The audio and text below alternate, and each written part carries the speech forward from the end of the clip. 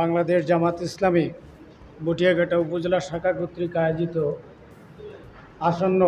শারদীয় দুর্গা পূজা উৎসব উপলক্ষে নির্বিঘ্নে যাতে করে কোনো আইনশৃঙ্খলা পরিস্থিতির অবনতি না হয় সে লক্ষ্যে সনাতন ধর্মাবলম্বীদের নিয়ে আয়োজিত এই মত বিনিময় সভার সম্মানিত সভাপতি শ্রদ্ধাভাজন বটিয়াঘাটা উপজেলা জামাত ইসলামের আমির মাওলানা মোহাম্মদ জনাব মোহাম্মদ আবু ইউসুফ সভামঞ্চে উপবিষ্ট আজকের এই মত বিনিময় সভায় শ্রদ্ধাভাজন সব প্রধান অতিথি জেলা জামাত ইসলামের আমির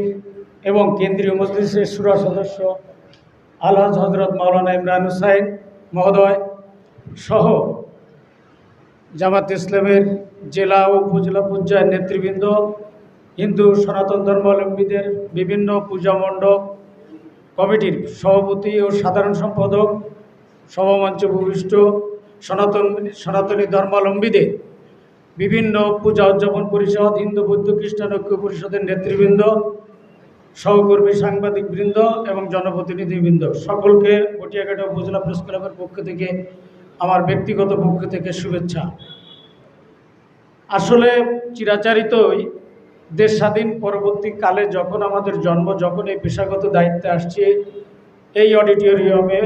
সনাতন ধর্মাবলম্বীদের দুর্গাপূজা আসলে আমরা আইনশৃঙ্খলা বিষয়ে প্রশাসনের সাথে, উপজেলা প্রশাসন এবং আইনশৃঙ্খলা রক্ষাকারী বাহিনীর সাথে আমরা একটা মত বিনিময় সভা করে থাকি, যারা দীর্ঘদিন ধরে এই কমিটিতে আছেন।